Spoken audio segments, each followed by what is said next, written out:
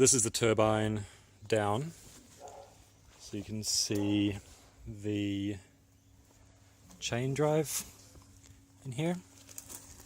So this is a treadmill motor, which is a brushed DC generator in this case, which will do a fairly good voltage per RPM.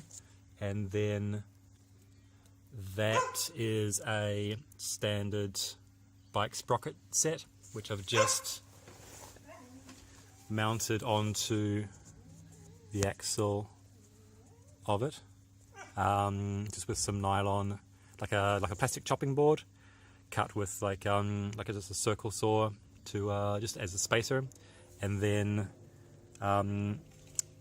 just a faceplate across here of you can see ground the rim down a bit just so it sits in there.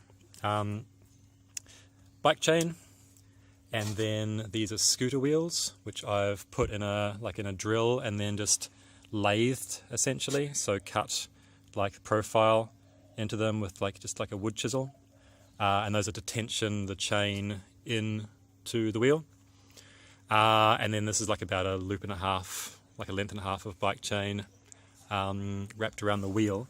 And to get that to engage properly with the wheel rim, if you can see, I have, it's a little difficult to see, I've glued in a length of chain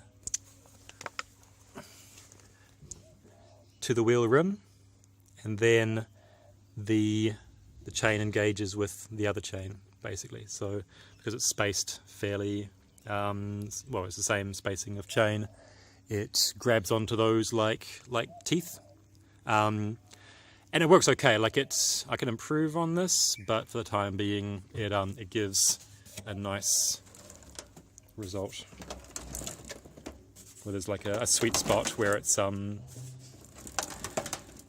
grabby enough that it won't slip much on the wheel, but then not so resistant. Doesn't need so much tension that it puts resistance on the turbine. This is tuned for it when the vertical's up, so this chain is a lot tighter than it is when it's vertical, just because this pole flexes a bit when it's flat like this, which changes the layout a little bit. So the cables are just standard attachments like D-clamps, thimbles, D-shackles, thimbles, cable clamps. This is 6mm cable. Could have got away with 5, but they didn't have 5, so they gave me 6 at the same price. Everything else is 8mm basically. And then just a diagonal there to keep it all stable. And then I will in future be putting another diagonal up at the top, just because it just makes sense to do so.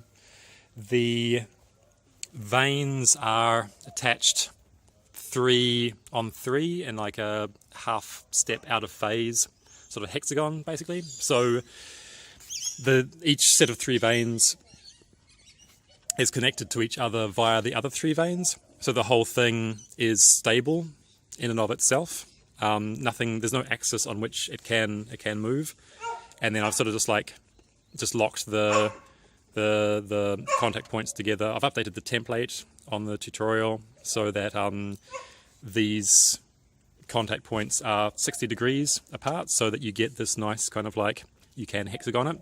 And I've just drilled just fresh holes to lock that down. So to account, I've just de-twisted it and then locked it down untwisted.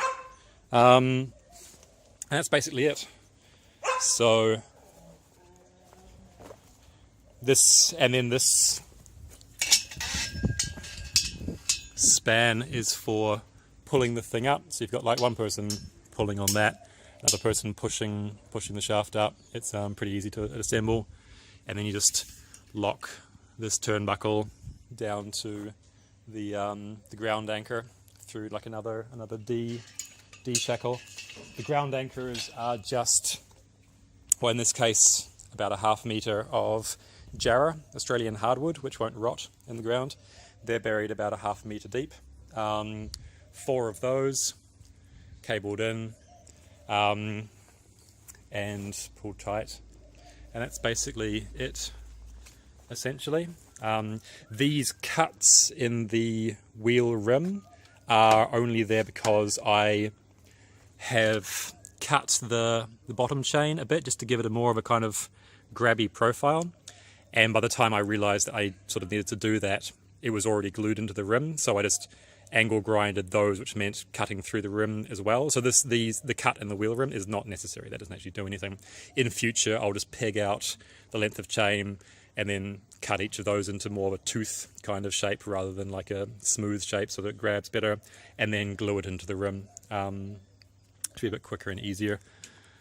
And so you can see the chain a bit better there, glued in the bottom one.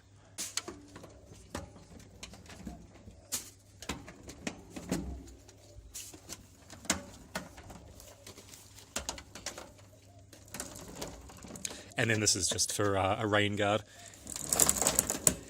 That will be quieter when it's upright because, again, the orientation is more sort of tuned.